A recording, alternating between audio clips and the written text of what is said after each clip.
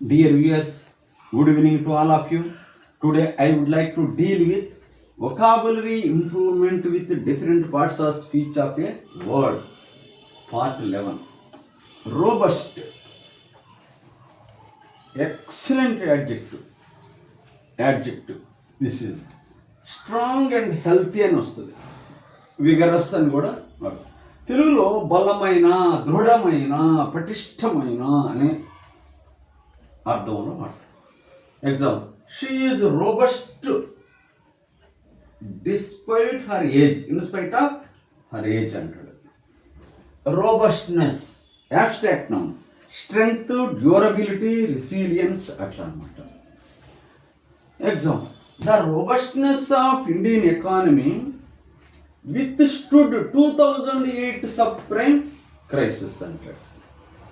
ఎదుర్కోగలిగింది. రోబస్ట్లీ ఇది తక్కువగా వాడుతున్నారు యాడ్వర్బ్గా, అయినా ఒకవేళ యాడ్వర్బ్గా వాడాలనుకుంటే రోబస్ట్ అని వాడతారు.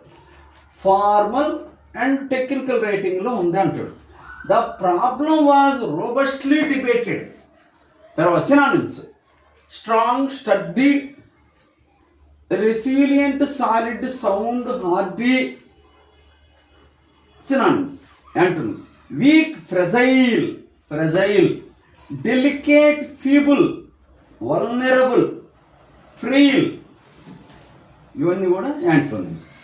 కాలకేషన్స్, రోబస్ట్ హెల్త్ అంటే దేంతో కలిసి వస్తుంది ఆ పదం.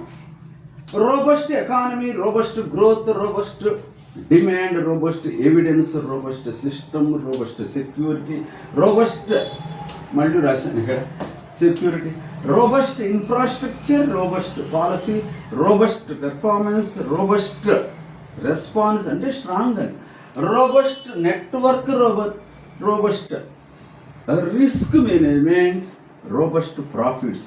ఇలా దీన్ని వేరే పదాలతో రాస్తాం.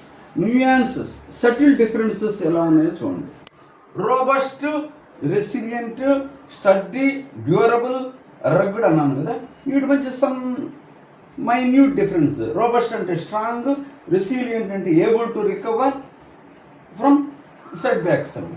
Study strongly built, durable long lasting, rugged rough అని వస్తుంది అంటే tough enough for harsh condition.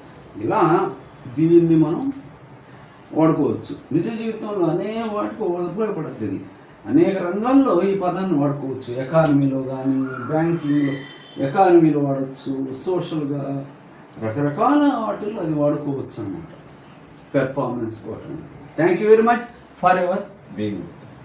3-5 నిమిషాలు 3-5. అయ్యో